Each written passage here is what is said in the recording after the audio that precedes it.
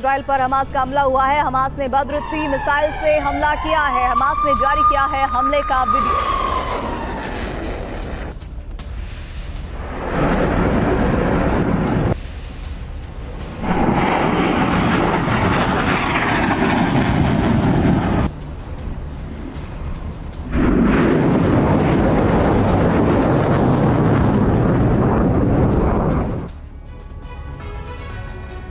Gaza के अस्पतालों में इमरजेंसी जैसे हालात हैं। गाजा के अस्पताल भी युद्ध क्षेत्र में बदल गए हैं। अस्पतालों में बिजली नहीं है, पानी नहीं है, इक्विपमेंट्स भी नहीं है। समय पर इलाज न मिलने से मरीजों की मौत बढ़ती जा रही है। और इस बीच इजरायली सेना गाजा के अस्पतालों में लगातार सर्च ऑपरेशन चला रही है। इजराइल ने दावे किए थे कि गाजा के अस्पताल में हमास के सेंटर हैं, लेकिन अस्पताल में हमास के लड़ाकों के न मिलने के बाद इजराइल के दावों पर सवाल खड़े हो गए हैं।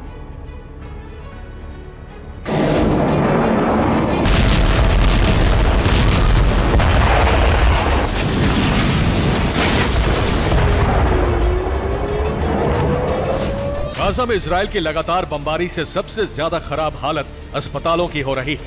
हमलों और धमाकों के बाद गाजा के अस्पतालों में कोहराम मचा हुआ है। गाजा के अस्पताल आईडीएफ के निशाने पर हैं। इजरायली सेना गाजा के अस्पतालों का कोना कोना खंगाल रही है।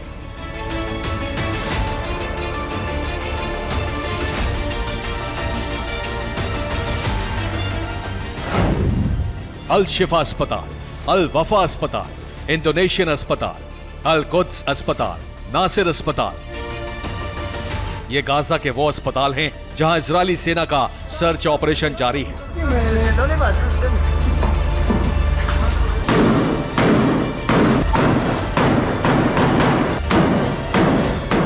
गाजा के ज्यादातर इलाकों में लगातार हमले हो रहे हैं। इजरायली सेना हमास के ठिकानों पर चुन चुन कर बम बरसा रही है।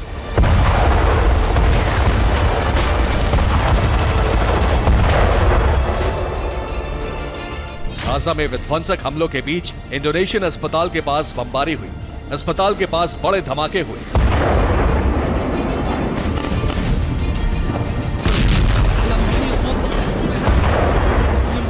रिपोर्ट्स के मुताबिक गाजा में अस्पतालों को टारगेट बनाए जाने के बाद अल वफा अस्पताल के डायरेक्टर की मौत हो गई। अल शिफा के आईसीयू में बीते 36 घंटे में 22 मरीजों की मौत हो गई।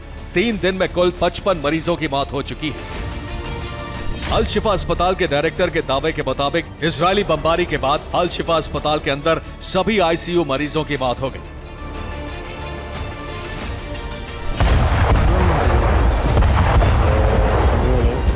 हालात ये है कि अस्पताल के अंदर बिजली नहीं है। आईसीयू के मेडिकल इक्विपमेंट बंद है।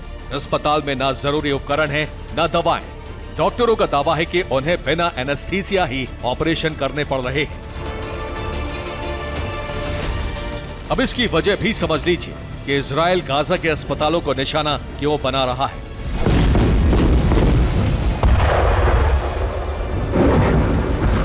दरअसल इजरायली सेना का दावा है कि गाजा के अस्पताल के अंदर हमास के अड्डे और हथियार हैं।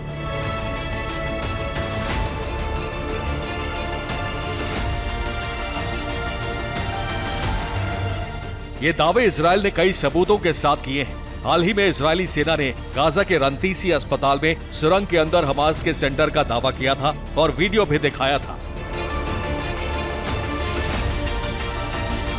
अल शिफा के बारे में भी इजराइल का दावा है कि यहां हमास का कमांड सेंटर है। लेकिन जहां इजराइल अल शिफा को हमास का सैन्य अड्डा करार दे रहा है, वहीं हमास इसे इजराइल का दुष्प्रचार और साजिश बता रहा है। असल में अस्पताल के भीतर से हथियार और गोला बारूद तो मिले हैं, लेकिन कई घंटों के सर्च ऑपरेशन के बाद भी अस्पताल में हमास के लड़ाकों और बंधकों का पता नहीं चला है।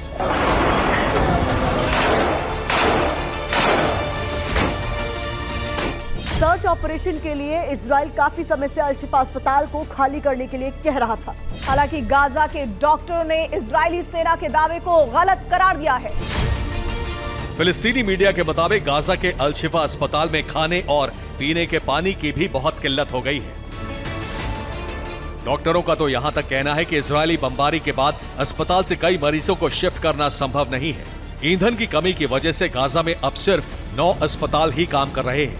हालांकि इजरायली सेना ने गाजा में ईंधन सप्लाई की इजाजत दे दी है। इजरायल की इजाजत के बाद 2 टैंकर डीजल गाजा पहुंचा है। कुल 17,000 लीटर ईंधन गाजा भेजा गया है। यह ईंधन राफा क्रॉसिंग से भेजा गया है। इजरायली सेना का कहना है कि उसकी लड़ाई गाजा के आम लोगों से नहीं है, सिर्फ हमास के साथ है। इजरायली सेना के जवान उत्तरी गाजा में आम लोगों की मदद करते भी दिखे। उधर फिलिस्तीनी मीडिया ने भी दावा किया है कि इजराइल लगातार गाजा के स्कूलों को भी निशाने पर ले रहा है और लगातार वहां पर सर्च ऑपरेशन चला रहा है। इजरायली सेना का मानना है कि गाजा के स्कूलों में भी हमास के सेंटर और हथियार हैं। उत्तरी गाजा में एक स्कूल के अंदर सर्च ऑपरेशन के दौरान इजरायली सेना को बड़ी मात्रा में गोला बारूद और हथियार मिले। इजरायली सेना का दावा है कि हमास के लड़ाकों ने गाजा के अस्पतालों के अलावा स्कूलों और मस्जिदों में भी अपने अड्डे बना रखे हैं और वहां हथियार छिपा रखे हैं।